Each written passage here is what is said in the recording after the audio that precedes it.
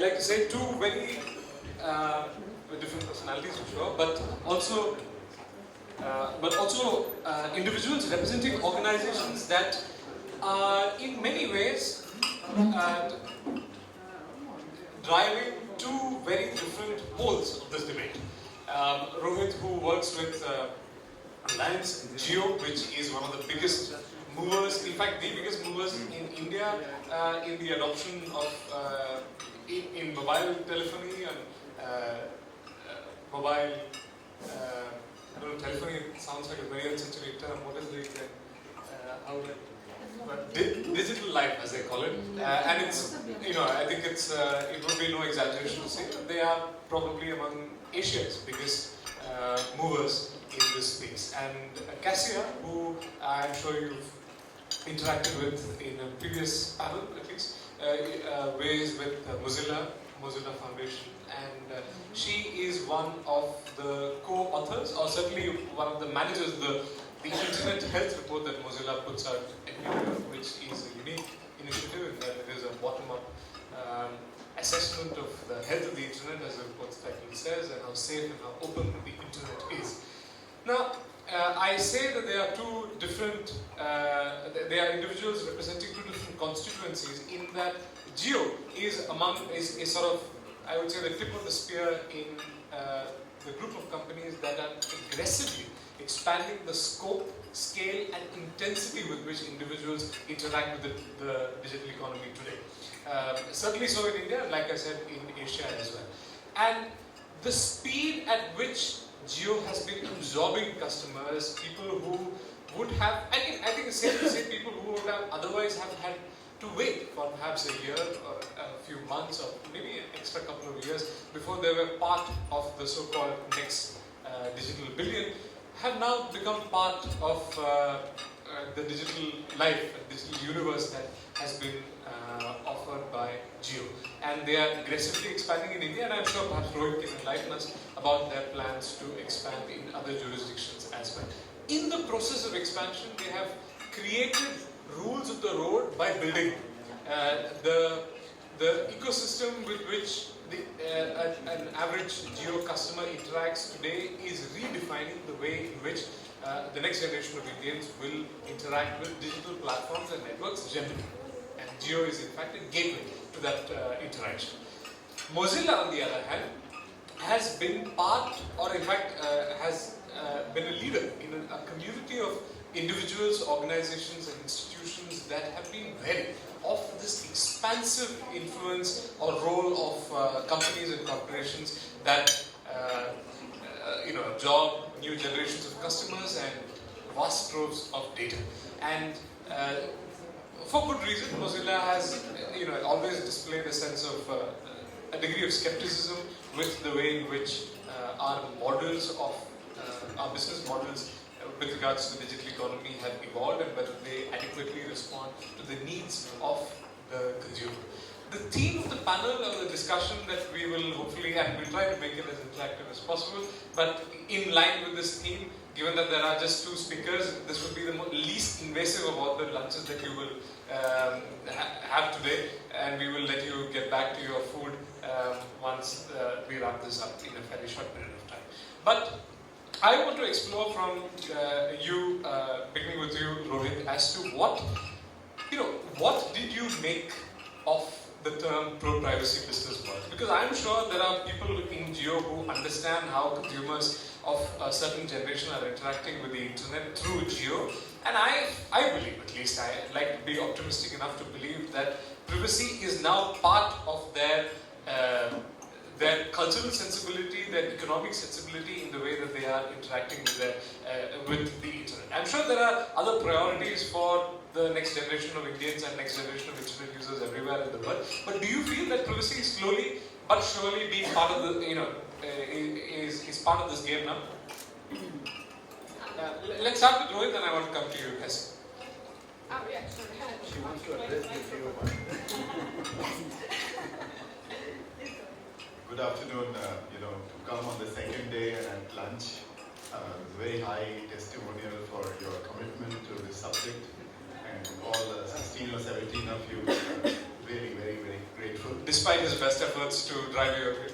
No, we had this option of in life normally to sing for our supper or pay for our lunch, but as speakers, thanks to Arun's infinite hospitality, we were allowed to eat lunch before. So we have actually 3 of us had lunch already, just as a matter of disclaimer.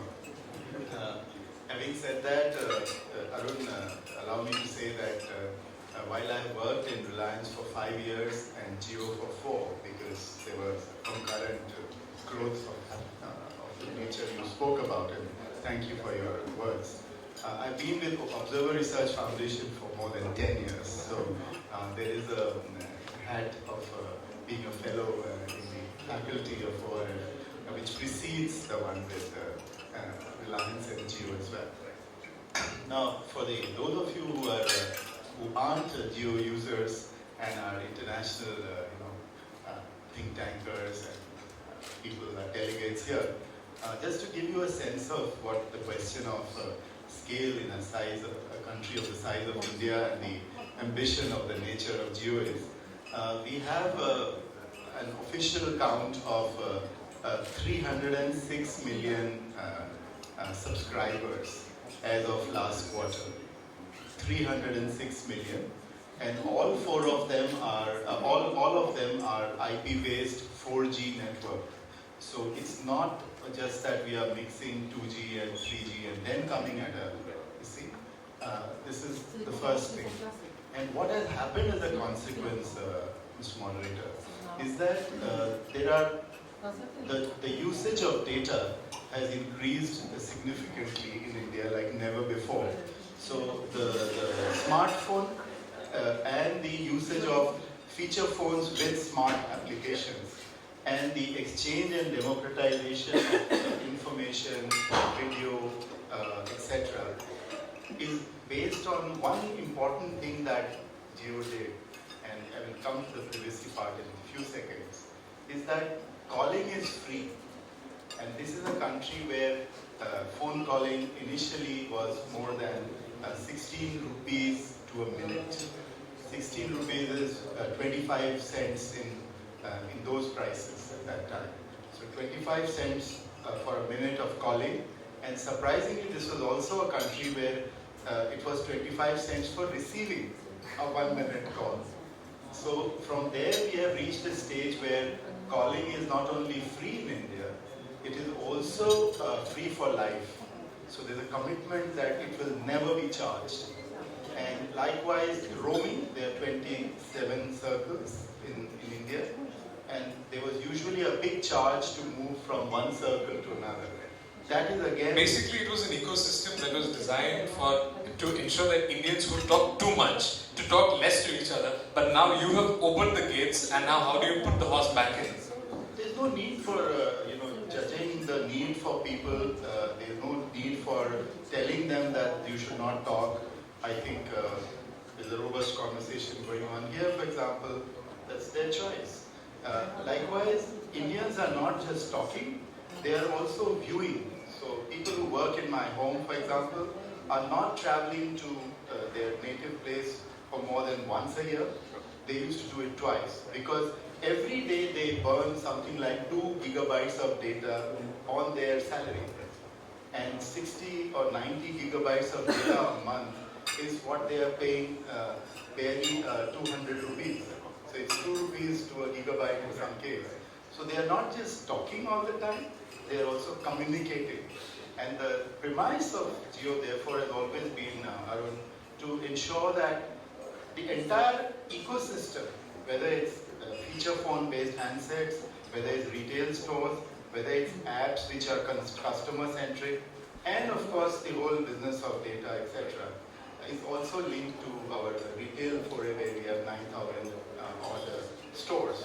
So all of it should actually end up being adding up to digital life. Just to put this in perspective, a couple of years ago in India, before the rolling out of Jio, I think you had to pay around $6 a month to get access to, I think, 1 gigabyte or perhaps 2 gigabytes of data. And Jio has created this ecosystem where it is, as Rohit said, certainly free to call people, but also the price of data has come crashing. To the extent that it is, on account of Jio's actions, its peers have been forced to move to a business model where it is now a gigabyte of data is available to you today for a day for the same amount. For $6 a month, you get 30 gigabytes of data or more, which is what you used to get in a month, is now available to you in a day. And on average, India releases around 115 crore, which is around 1.5 billion gigabytes of data every month onto the internet. It's a phenomenal number, so I have no doubt that 3 billion gigabytes of data on Jio alone in a month. well, there you go. My statistics are outdated. It tells me that it is now 3 billion gigabytes of data on Jio's network in a single month. So clearly there's an appetite and a demand that Jio has tapped into. The question, and I will now come to Kasia, is you are going to see this explosive growth of data. You're seeing it already in India, and it is a foregone conclusion that it is going to happen in other parts of the world. India is only the epicenter or the ground zero for this explosive growth of data. And we may joke, that there was a regulatory system at one point of time that was designed to prevent people from talking, but surely the cat is out of the bag now. How does an organization like Mozilla, with its views on privacy, somewhat refined over years of deliberation, which I think people in this room, given that we are all folks who interact with these sort of conversations on a regular basis, how does Mozilla respond to a phenomenon like this, not just institutionally, but also how does it factor in its own views on privacy while engaging with this phenomenon? Yeah, well, so in our project, the Internet Health Report, as you said, we're trying to assess how much, if the internet is healthy, meaning how much it serves us as a society and public good. And in the latest edition, we're trying also to identify root causes for many problems and many unintended consequences of the technology. And one of the root causes is also the way the online economy works these days, where data is being exploited, we are being exploited. We all know about the Cambridge Analytica case and so on. So we devoted a part of the report also to think about rethinking of ads and rethinking of the advertising industry that fuels a lot of the problems that we face today. So that's the way. That's one side how we approach that. Of course, that's not to say that ads are bad per se. I grew up in the 80s in Poland when we still had communism, and I was a little child, and I remember there was no ads whatsoever, and I distinctly remember the moment when suddenly we had democracy and capitalism, and the first ads started to show on TV, which I found absolutely fascinating, and I loved all of them. I always asked my father not to change the channel because I wanted to watch the ads. I loved them, it was great, and also there was the enthusiasm for capitalism. And I can tell you that everybody was, like, back then in Poland, in Polish, that everybody's able to remember what the first ads were.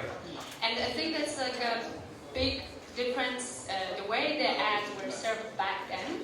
It's a big difference to how the ads are served now, which I'm trying to make the point that the ads itself, that they cause so many problems in the way they work and the algorithms that they amplify and so on. This is not due to the advertising industry itself. Back then, we all saw the same ads. Today, there is absolute lack of transparency. We more or less knew who's paying for the ads, who's behind them. There were no bots sitting next to me on the couch clicking on the TV because there was not such an opportunity. So I think we need to approach the problem from this side as well, not completely banning the ad industry, thinking about business models that completely eliminate the exploitation. We want to eliminate the exploitation of data, but not the gathering and usage of data. But the question is, how do we do it? Kasia, on that same example of advertising, right? Around the same time as you mentioned, that Poland sort of opened its doors to a different form of political transformation. India too was on the cusp of economic reforms, and the first products, the first sector that's witnessed explosive growth after the 1991 economic reforms in India was the consumer electronics sector, which resulted in the generation of advertising, which resulted also similarly in the growth of the advertising industry.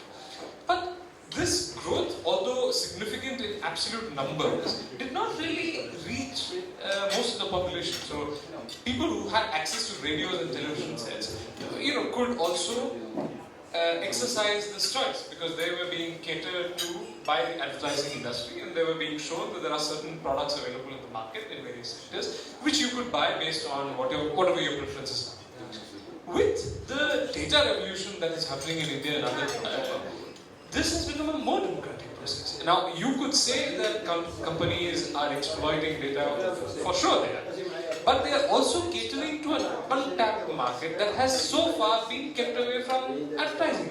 They have not been offered any advertisements because the scale and the scope of production of advertisements as traditionally understood was very different. I mean, nobody needs an actor or a set or or props today to mount a digital advertisement. You just have a banner. So that has completely transformed to a different scale.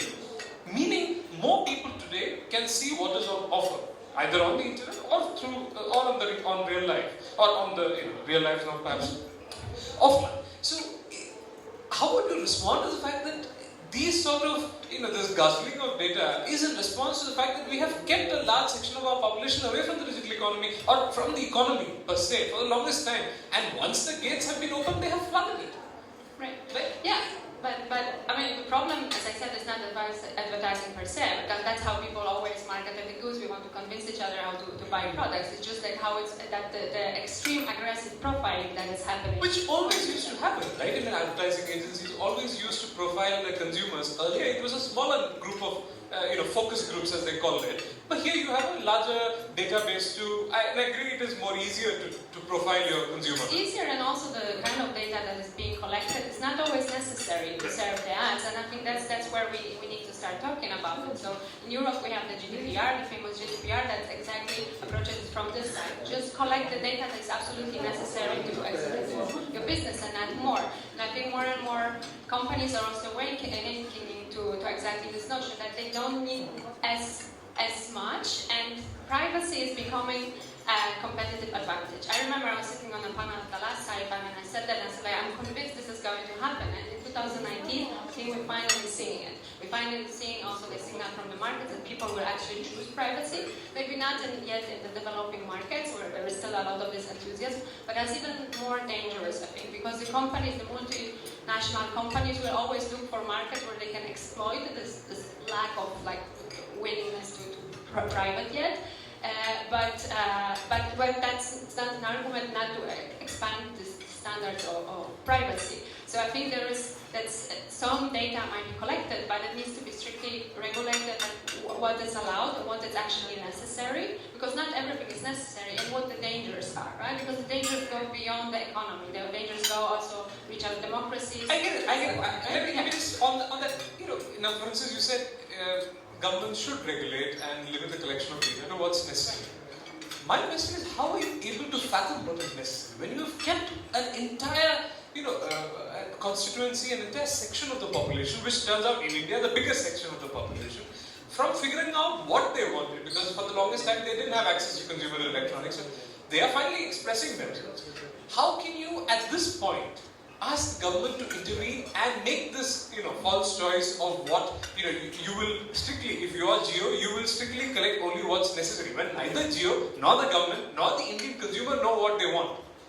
That process of data collection is only, for lack of a better word, it's only happening by trial and error, because the Indian internet user, and India is, I'm using the example of India because it's, it's representative of the coming years, right? The Indian internet user is only figuring out right now what she wants. There is no established consumerist preference that is being exhibited on the digital economy. She is consuming aggressively whatever is coming at her, whatever is being thrown at her. At this stage, can you really make this regulatory call?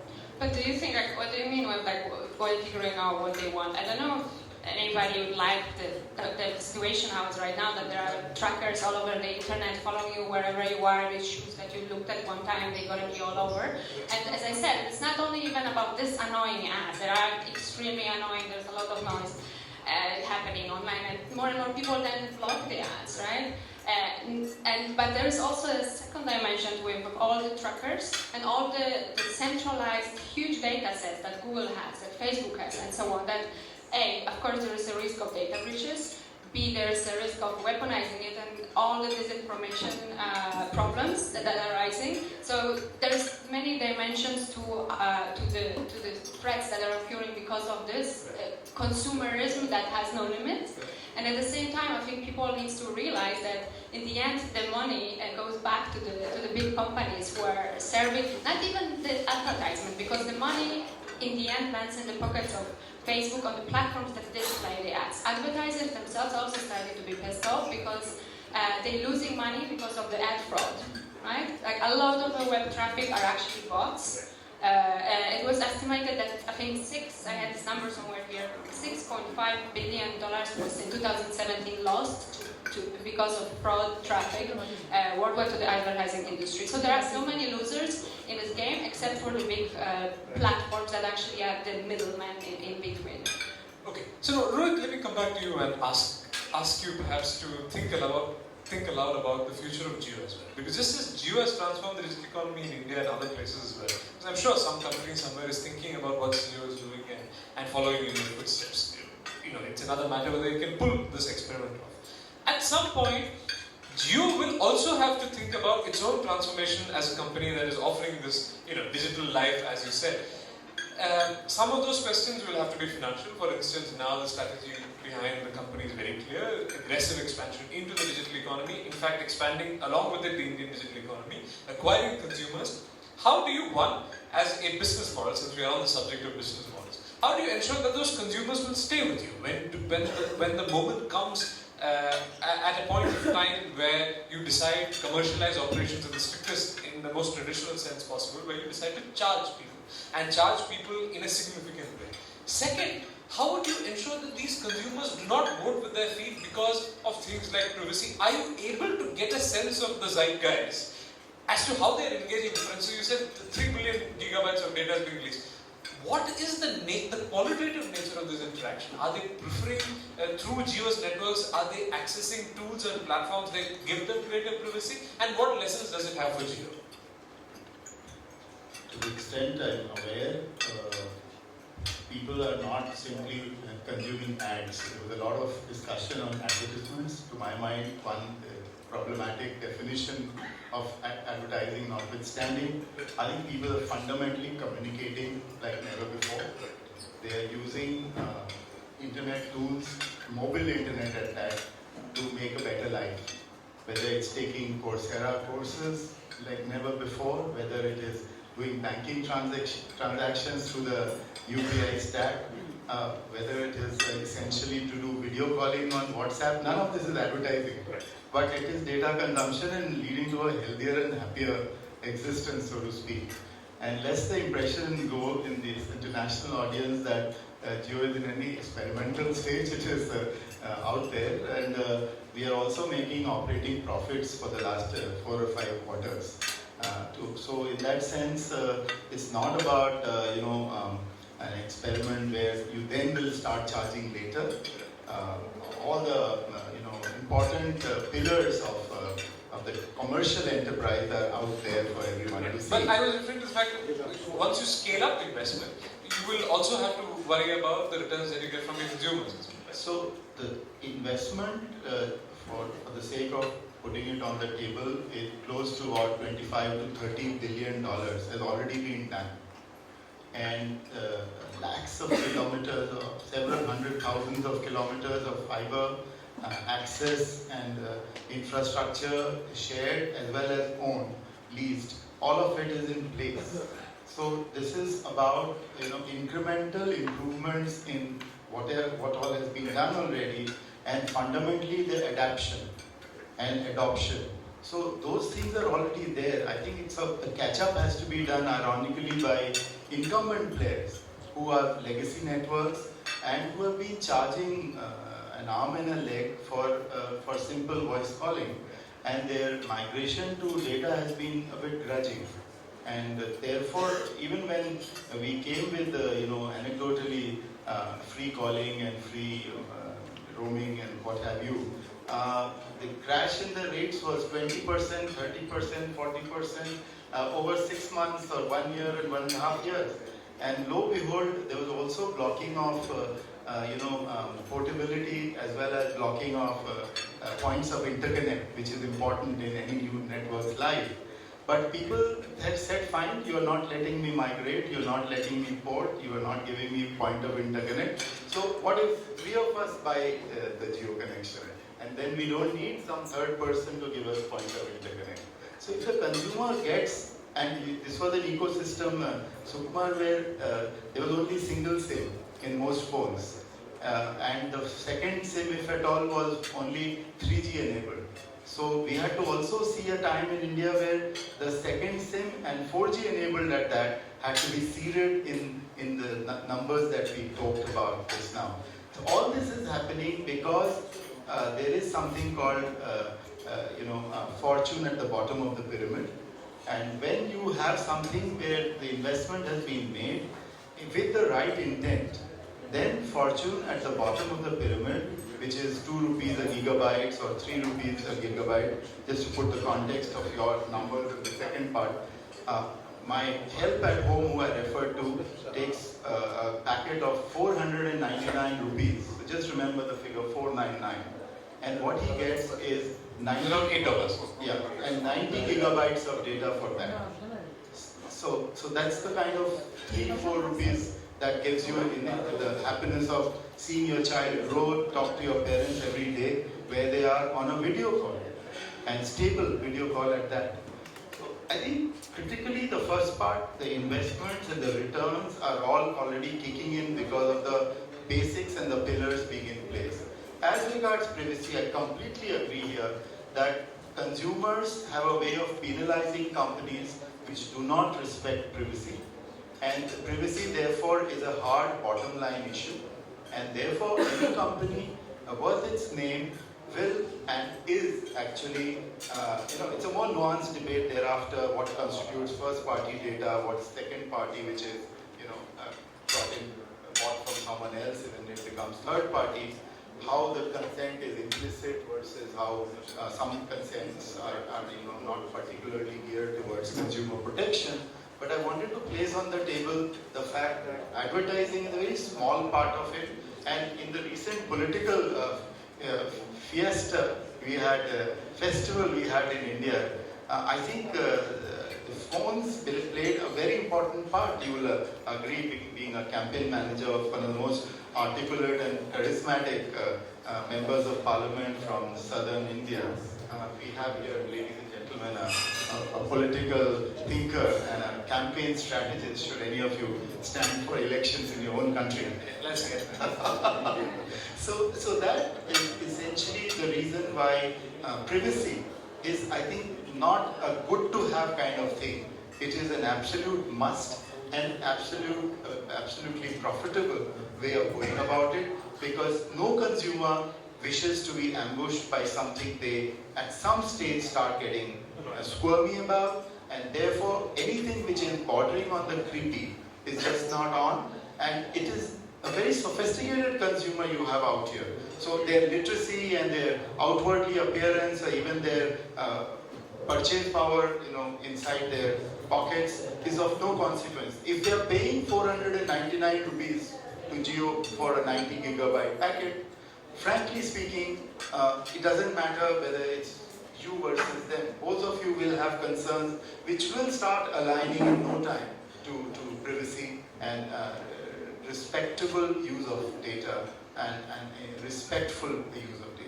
So, let me ask a question to both of you before opening it out to the audience, because some element of what we're discussing has to talk about the behavior, because essentially you're talking about changes in consumers' preferences, which is essentially a behavioral or psychological problem, phenomenon at least. Rohit talked about the geophone being a separate identity, a separate handheld device, which is, in many respects, if you go to India today, especially in the tier 2 and tier 3 cities, you have an individual holding, for various reasons. It could be because of the difficulties in portability, and there will be a user who has a normal phone, a phone that he or she used previously, and a phone that relies exclusively on Jio. And Jio is only the example because it is a challenger today. Perhaps tomorrow it may become the incumbent. But it has created this behavioral revolution in that there is today, instead of one, when it was believed canonically that there would be one point of entry into the internet, which would be the laptop or the mobile phone, there are now 2 points of entry. So there is clearly a behavioral revolution that has happened in the user's entry into the digital economy, and similarly the engagement will also change the behavior. The question that I'd like to ask you is, given that you are now talking about the next generation of internet users, you should also address the next generation of technology, which is 5G. And given that you are seeing an explosion of data already underway in India, and other societies in the developing world, it's only going to increase with 5G. The qualitative nature of that interaction will change. Perhaps, as you said, people are today talking to each other via WhatsApp, consuming greater content online, open courseware, consuming videos online. The nature of that interaction will also transform radically with 5G. It will be more directly and viscerally with machines, whether it is plain vanilla IoT devices to more sophisticated machines that we engage on a day-to-day basis. How will that reshape our thinking about privacy? Will it further problematize this privacy debate, or do you think that there will be no difference between the way that we interact with data now and the vast troves that we generate, and the way that we interact in a 5G-enabled future? Kasia, do you want to? Well, that's a question. We will see once we live through these times. But I think with the explosion of IoT, we can already slowly see this coming, and people becoming more aware of what privacy means and what the dangers are. I think we contribute to it, that we're going to demand more also, especially with the technology accelerating in this way. I think it's even more important that we approach and create the safeguards for privacy plus awareness from different ways, from different sides. So we have regulation on one side. Again, come back to Europe, we have GDPR, and another regulation coming, privacy, that is supposed to also close the gaps that GDPR maybe left. We can also approach it from this, from the pressure on the companies, on the brand and the image, and so on, for breaches. We can also approach it from the technological point of view. That's what we're trying also to do with Firefox, which is recently rolled out by default the enhanced tracking protection. So technology is being made, so the problems were created by technology and the economy how it's working right now. So we can also start thinking about technological solutions that we should create these business incentives for companies to protect our privacy in a better way. Because I think in the end, in business, it's all about I want to make money. So what is my incentive here to act in a different way, to act ethically, to take product decisions that protect the users. I don't believe that any company, maybe in the beginning, but thinks about I will be good for our users. We're going to make better world a better place. In the end, it's also about incentives. The companies have to make money. So how do we create this incentives there? And the last one is, I wanted to bring it in here. I think something to think about, it's still a niche, is about the ownership structure of companies. So right now we live, at least in the US, in the Western world, we are dominated by the startup and VC funding culture, where startups, the only main goal for them is to run towards an exit. Most of by getting the funding from VC funds, they also giving up a lot of ownership and decision-making power. And changing that and thinking about different business models and ownership models that would incentivize more ethical behavior or sticking to the mission more than thinking about maximizing profits, not just making profits because that's okay, but maximizing profits. It's also an idea that's emerging. There is actually a movement being written around that there are ideas such as platform cooperativism, where people, users and people who actually create value for the company, co-own the company, and they take part in It does sound a lot like communism in Poland. That's, I'm gonna say that. That's right, that's coming back to, there are some good ideas that were there, right? It's just about the way you implement it, yeah. Then there is another idea called the steward ownership, championed by the Purpose Fund. They're based in Germany, where there's a legal framework for the company designed to keep the company kind of true to their mission, where the investors can give some money inject some money into the company, but they don't have any voting rights. So they're not going to influence the decisions. And there's like a whole legal structure created about keeping the company true to their missions while the decisions, product decisions are being made and so on. So I think this is all of like these are different approaches to how we can ensure that the privacy is also an incentive in business, and that's also going to be relevant as we come into this more accelerated age with 5G and IoT explosion. Rohit, do you want to weigh in on that? Sukumar, in Jio we have a experience center, and among other things, it has a whole section on 5G. So basically, what we are seeing ahead of the curve in our own limited geographical and cultural context, I think the critical issues are how the morning till night of an average consumer is going to be affected. Right. And typically, without naming this person, I find that 2 hours of watching India on the previous night on the World Cup, then 2 more hours in between having cooked food for the family, then coming back in the morning and quickly catching up with WhatsApp phones, video calls, I re-emphasize. Jio phone, just for simplicity's sake, it's in dollar terms about $22 for a phone, and you don't have to pay anything at all if you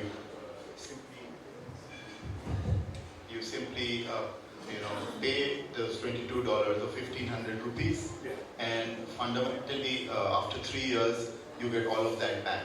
Right. So it's actually a free handset. And the advantage I see there is that, and that's a business idea as well, that you just press one button and you speak in it, and whatever you speak is latched on to YouTube or whatever discovery platforms you have, and you get that video. So that is a huge advantage for a country where literacy data is somewhat weak, and therefore the entire usage is linked to voice, where people can't write or read that well, but they can certainly speak, and in multiple languages. This facility is available on what is a free phone. Likewise, there used to be a dash to the railway station every month of this person to give cash to somebody going home so that the family can use it. But thanks to the policies of the present government, there has been masses of banking operations have come to the doorstep of people. So once you have a bank account, either you are doing e-transfers without a problem at all, but you're certainly not making that 6 a.m. dash to the train going to Bihar. That also has changed significantly. In a very unique, it makes me wonder how ingenious and how entrepreneurial people are at really the bottom of this pyramid. Even when I'm going, say, back tomorrow from Bahrain and then to Bombay, the people who have to come and pick me up, those are barely standard 5 or 6 educated people. But they have a way to use this voice-enabled facility to figure out what time, which flight of Gulf Air is coming, and they also know by now, I'm amused to see the flight pattern. So they never reach more than half an hour before my flight. And they therefore save 200 rupees an hour, which is the airport parking charges. And they feel damn kicked about it. So those are the kind of use cases which exist because you have a platform. Now with 5G, you have more sophistry, more speed, multiple ways in which human life will be, better. Right. And I dare say, coming to the least used word in this room thus far, privacy, which was what brought us to this lunch conversation. This will be the bedrock and undercurrent at the same time. And I find that that's really based on strong premise that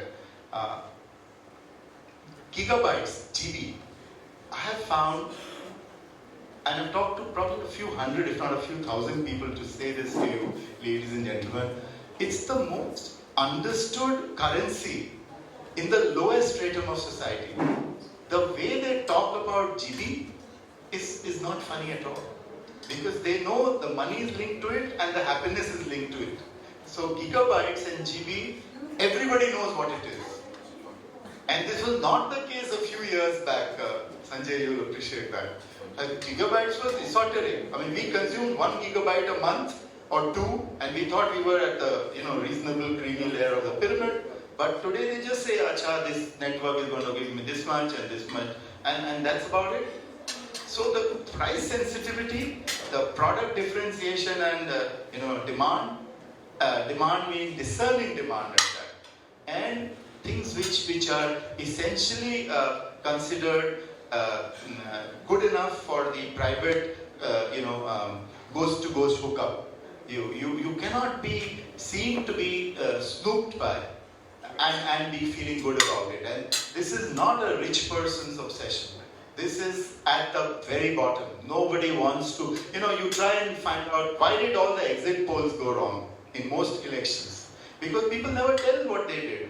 Because they don't want to be told, telling who they are for, fundamentally. But the joke was that, the way to ask is not how you voted or what you did, but to say, hawa kaisi hai, which way the wind is blowing.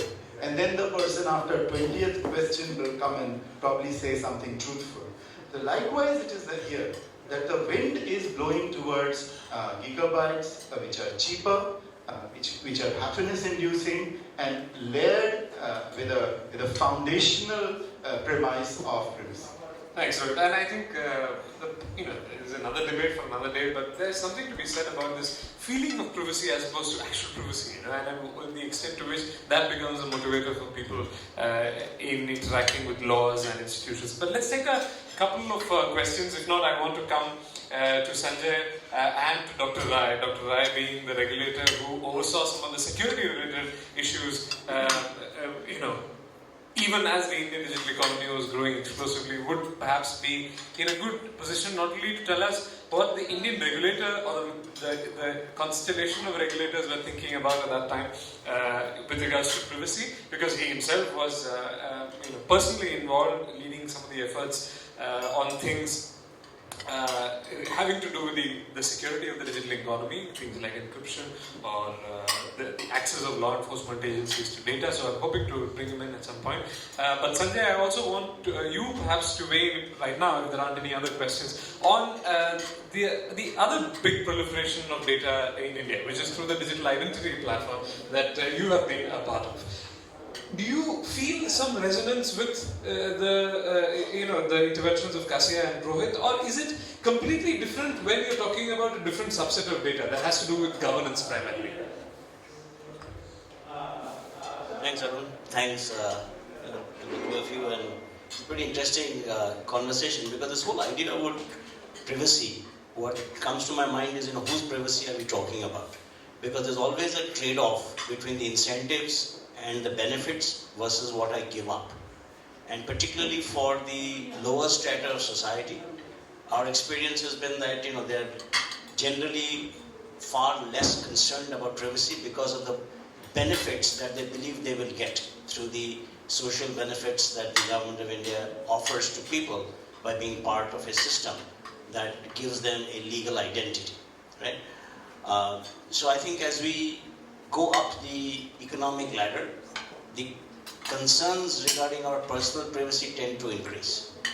And for example, the GSM Association out of Europe actually quote unquote persuaded telecom companies in Haiti and Ivory Coast, etc., to part with their telecom data that data was overlaid with the WHO information to be able to track the migration of refugees infected by Ebola or TB or ethnic strife. Now the question then is that a question of privacy or not? How was the data obtained? Who gave consent, right? So there are all kinds of issues. So without getting into kind of the metaphysics or highly philosophical questions, the fact of the matter is that there has to be an appropriate economic incentive structure for people to appreciate the value of privacy. And I don't believe that answer will be resolved, certainly not in this room, but for several decades to come, because it's an ongoing cat and mouse issue. And to our mind, the larger question is the creation of digital public platforms for public good, right? If you look around the world, you've got essentially three kinds of models. You've got a China model, which is state-mandated, state-driven, the great Chinese firewall, etc. You have the US model, where you've got the private sector doing what it's doing, but with the tacit support of the US government. You have GDPR-based Europe, which is kind of based on a set of laws. But then again, you also have countries in Europe, let's say like Denmark, which has got a technology ambassador, and a bunch of other countries contemplating that, trying to push an agenda that is favorable to them. And then you have India, where we have digital platforms as public goods. Now, the point being, why isn't that a big deal? Why aren't countries thinking in terms of creating platforms for societal transformation? Because if you're using platforms for commercial purposes, by any logic, it would be insane to argue that one should forego the commercial angle. And once you think of the commercial angle, it is but natural that you would fall into all the things that we've been sort of complaining about. And that's a conversation that goes nowhere. On the other hand, if you have an entirely new paradigm, like Mozilla, for example, which is essentially a free foundation-based piece of software, right from the days of the Mozilla browser and so on. So the point being, why not think of solutions that are designed ground up as public goods, right? And have platforms. And then have open APIs that the rest of the world can use. And you have the private sector using those APIs to build commercially viable solutions for themselves. Kasia, do you want to briefly respond to that? Because I think it's as much a challenge for India or any other company or any other country that is looking, as Sanjay said, about digital IDs or digital platforms as public goods. But it's also a response to a challenge to Mozilla, which has traditionally been locked in this struggle, this existential struggle with companies in the Wild West, and has been a force for good. Mozilla has been a force for good in reining in these companies and their business models. The moment you start thinking away from business models, what happens to Mozilla? And do Mozilla's and Mozilla Foundation's philosophy also begins to change?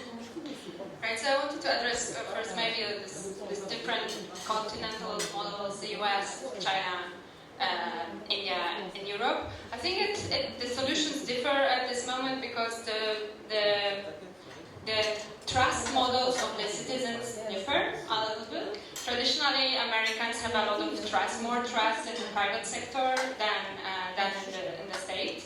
That's why the private companies became so stronger. That's why there is not such a big regulation. In Europe, we have a little bit more, but still like mediocre trust in the state.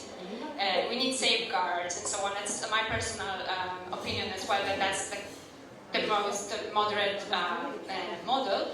And then in China, of course, there's the system built from bottom up like this. That there's a trust, or like the state has the mandate to actually all the internet goes through it, and they shut off the internet from the rest of the world. So I think it has something to do with traditionally what people believe. Which institutions do they trust the most? And I think going to extreme solutions such as like state, everything should be I'll be curious to hear, like, what do you mean with like publicly owned platforms in India? Who actually owns the data?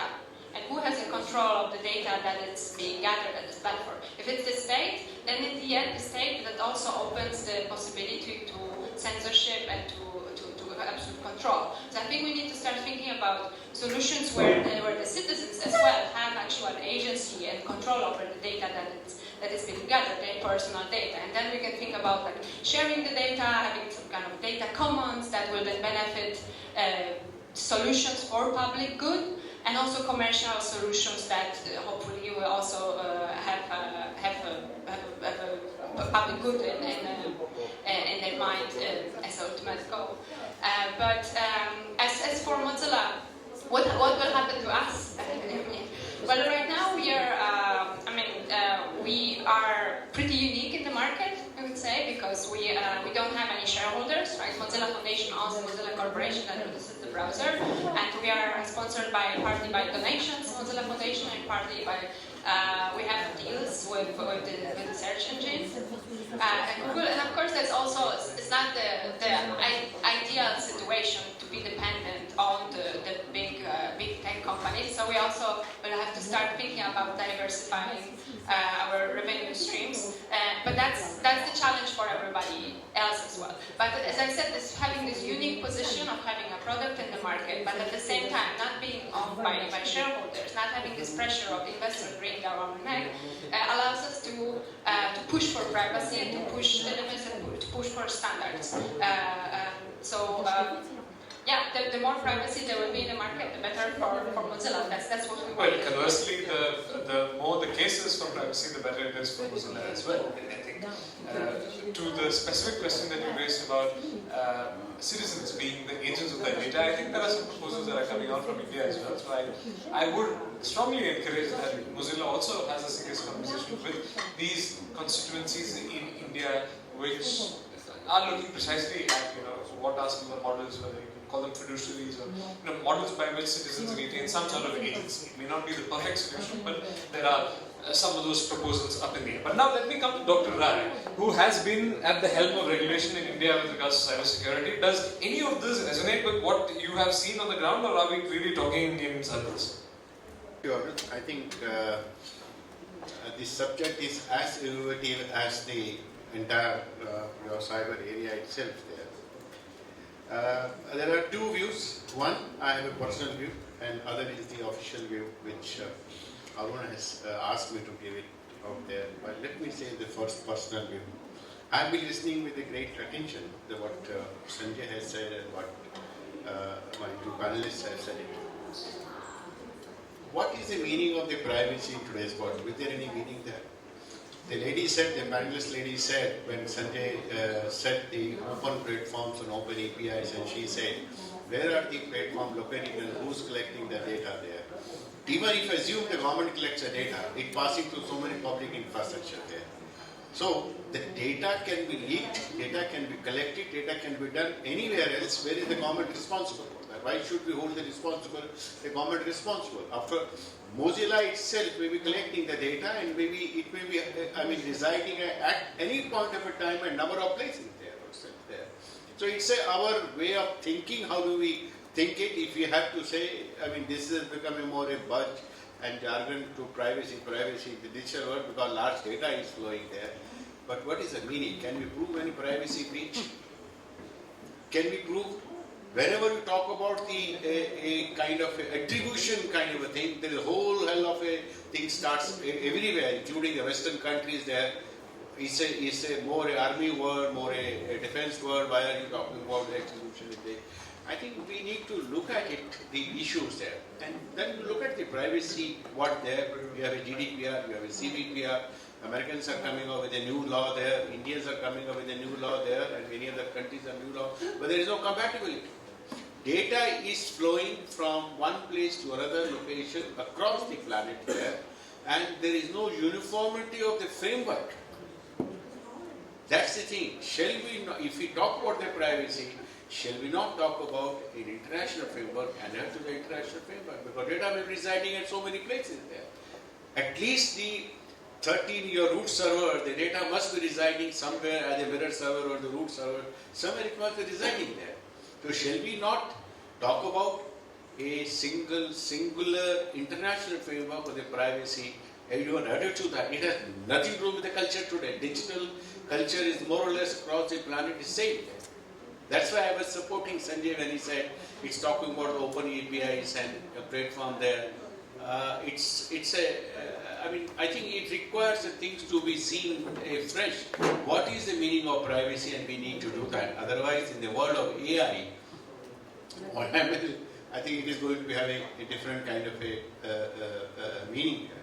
Now, coming back to this, we have strong laws, and I must tell her also, even if the government is collecting the data somewhere, government is holding the data there, the government is responsible as per the different framework, a different legal acts there, is responsible there. But we are also in the process of coming with a privacy law, which is a little more stringent than the GDPR. That's what the GDPR also says. We are slightly more stringent than the GDPR, and there are certain gaps in the GDPR which we have tried to cover it up. It would have been certainly in the parliament there, but for the general election in the country, I think it will be very soon, before the end of this year, the law will be in the parliament, and I hope maybe another 6 to 8 months' time, it will be a law there. We respect the privacy, and certainly we are in line with the international arena for implementing, enforcing the privacy in literal spirit. Thank you, Dr. Rai. I think I will crudely distill what he said into an analogy, which is that I think a lot of us are trying to switch on a light bulb in a dark room, and everybody agrees that privacy is good, that light should dispel darkness, but we have in Dr. Rai's formulation, we don't have an international standard. Once we enter the room, there is no commonly accepted pathway that we can get to the switch of the electric bulb, and the fact that we are feeling our way around because we don't know. We know that the bulb is somewhere, and we really don't know how to get there, or for that matter, what it looks like. So, given these difficulties, given that there is, of course, universal first principle agreement among corporations, among governments, among activists, among civil society, that you have privacy is good and more privacy is better. From that normative debate, how can you respond to what, and I'll start with you, Rohit. How would you respond to the fact that the process of data collection is, like I said at the beginning, it is a cat out of the bag. Nobody is going to stop collecting data. Of course, you can limit qualitatively and quantitatively some aspects of data collection, but the fact is that consumers are more willing to give data as much as companies are willing to collect it. How would you find this sort of golden balance in the future where, for instance, the examples that you mentioned, where you can analyze through geos networks that people do you take a call then that people are spending their data on good things? So for instance, where they don't have to travel through trains to give money to people, right? There are clearly good examples. But one fine morning, when you do realize that there are certain examples or certain consumption patterns that are becoming universal, or at least talking in the context of India, but it is not being put to good use, or it is not being put to enjoy the digital life. What would then be the approach of a company or a corporation like Jio?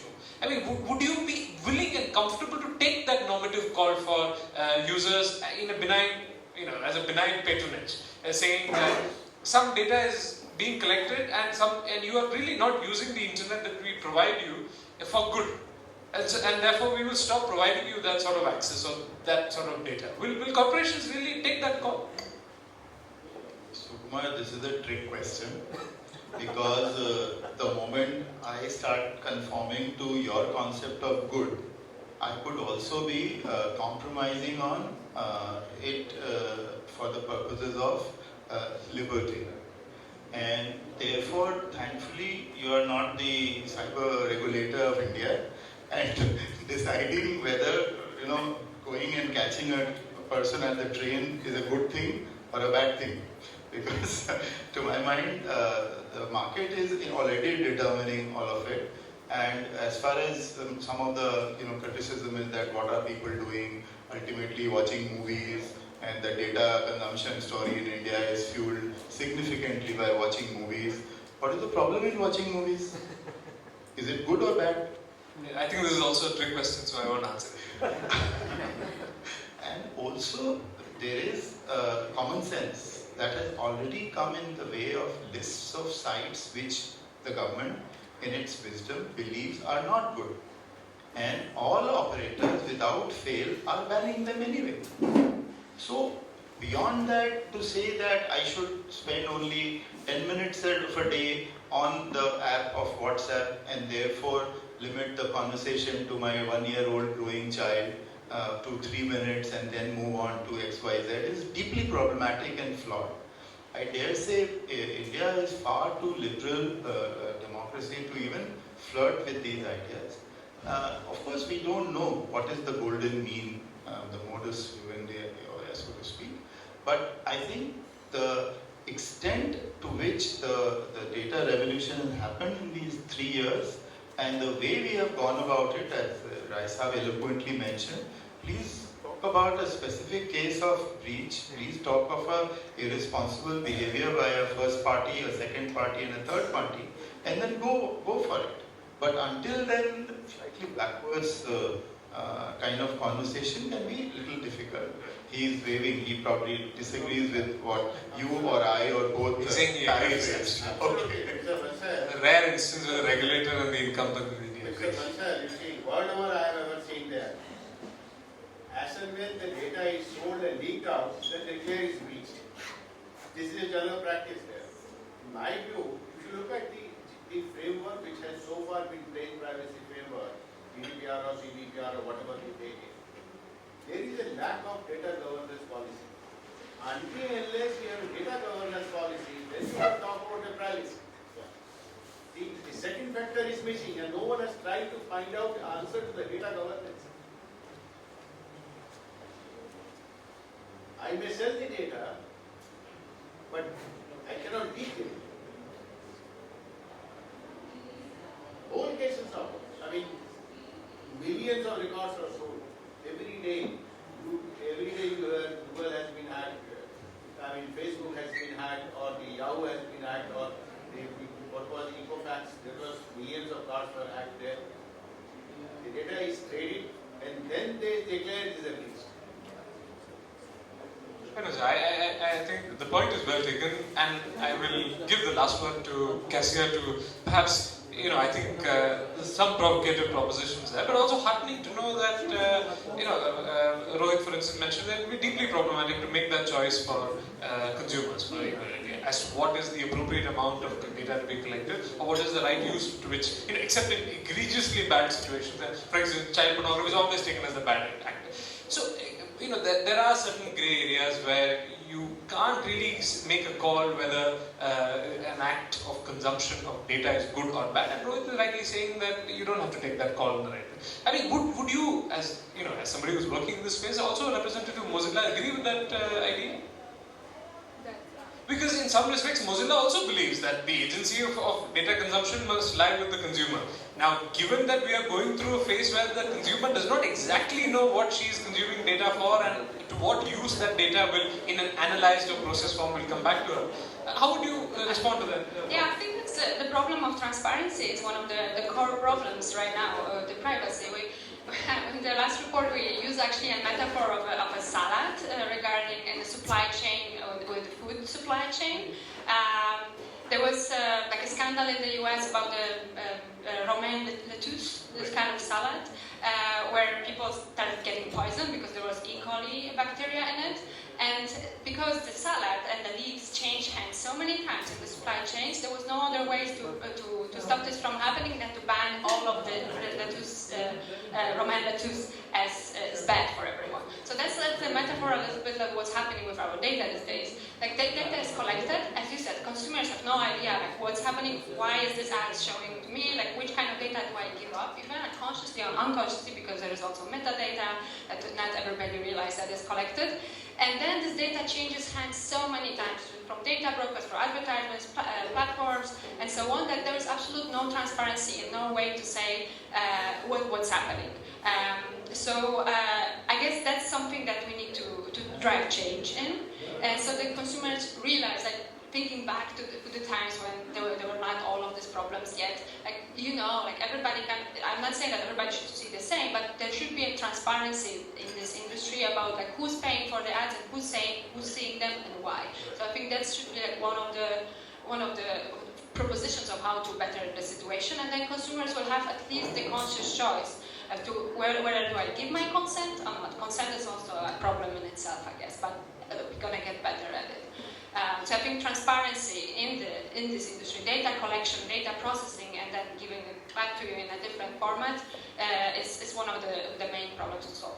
Right. Well, that's it from us. I'm glad that privacy did make a late entry into this debate, but I suppose most of our time and conversation today was consumed by the business models aspect of it. I think you can't ignore the elephant in the room, and the elephant is essentially the way in which data companies collect your data and make profits. But of course, that discussion was complicated by Sanjay's intervention on if you see digital platforms as public goods, then the models of privacy which the state, the provider of that platform, if it's not a state, if it's a not-for-profit, and the citizen interact. So these questions are naturally complex, and we don't certainly, would not be so ambitious as to seek solutions from this particular panel, but I hope it offers a template to start thinking about privacy rather than sort of the first principles consensus on privacy, which is that privacy is good and more privacy is better, which we have been stuck with for a while. With that, please join me in putting your hands together for Rohit and Kasia.